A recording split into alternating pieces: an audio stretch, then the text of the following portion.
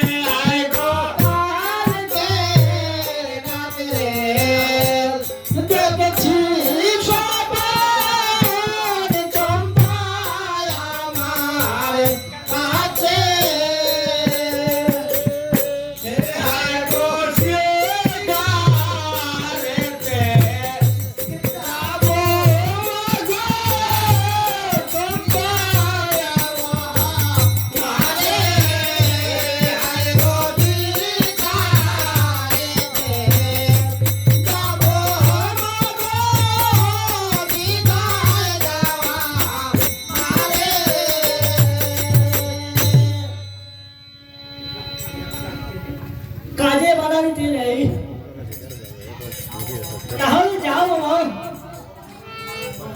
এই ভগবান যত মঙ্গল করে তাহলে আমি আসছি মা যাও বাবা খুব সাবধান থাকিও তাহলে আমি যাচ্ছি মা